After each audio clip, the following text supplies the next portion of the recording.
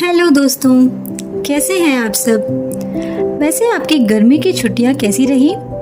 और आखिरकार अब सभी बच्चों के स्कूल लौटने का समय आ गया है। तो आप में से कितने लोग लंबी छुट्टियों के बाद स्कूल जाना पसंद करते हैं। और क्या आप ऐसे किसी को जानते हैं जो हमेशा खेलना पसंद करते हैं और स्कूल जाना पसंद नहीं करते। अपने जवाब दीजिए कमेंट्स में। आज हम एक ऐसी ही कहानी सुनेंगे जिसमें किसी को लंबी छुट्टी के बाद स्कूल जाना पसंद नहीं आया।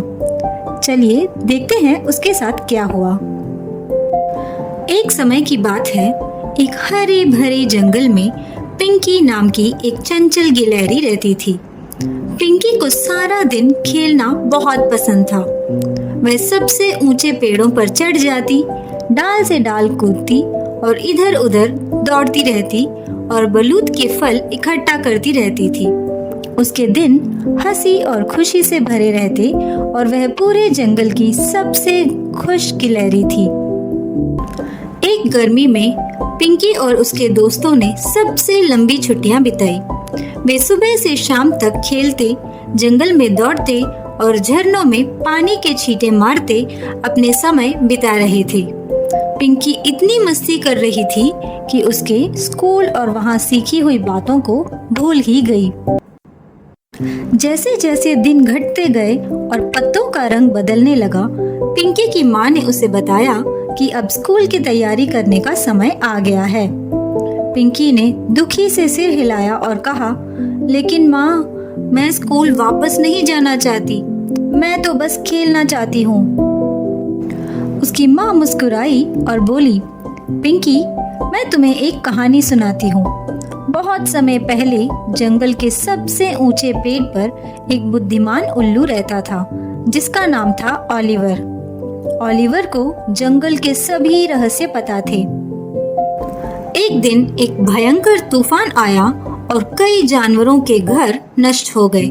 जानवर डर गए थे और नहीं जानते थे कि क्या करें।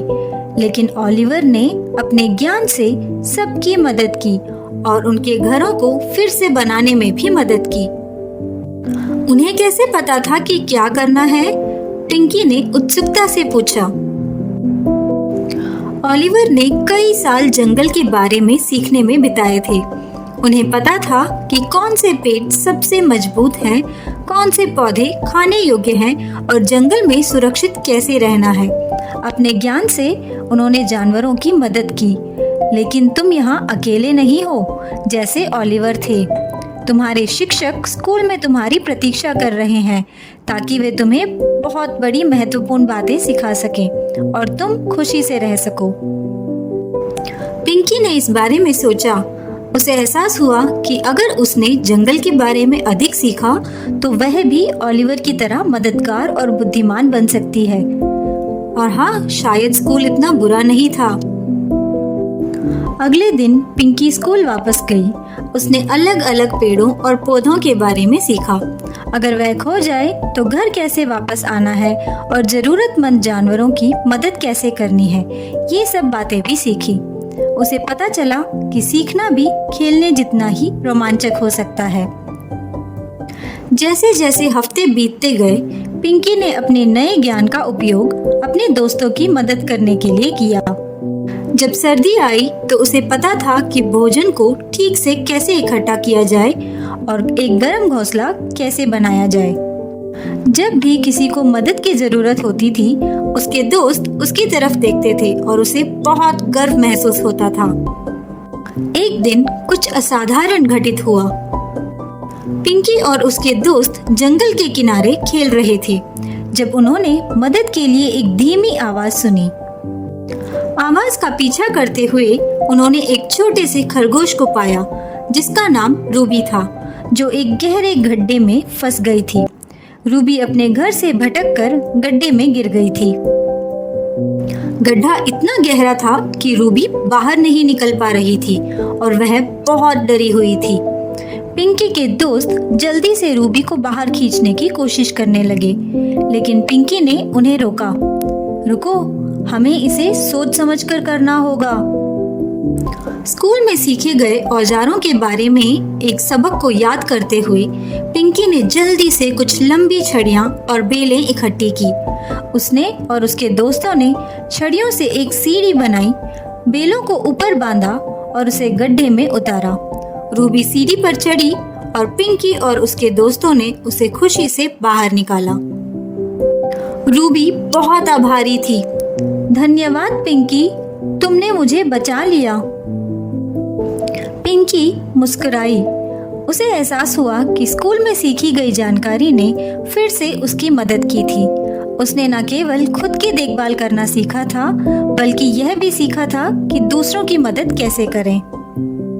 पिंकी को अब भी खेलना पसंद था, लेकिन उसे सीखना भी बहुत अच्छा लगने लगा। उसे एहसास हुआ कि स्कूल सिर्फ बैठकर सुनने की जगह नहीं है, बल्कि नई चीजें खोजने की जगह है जो उसके रोमांच को और भी बेहतर बनाती है।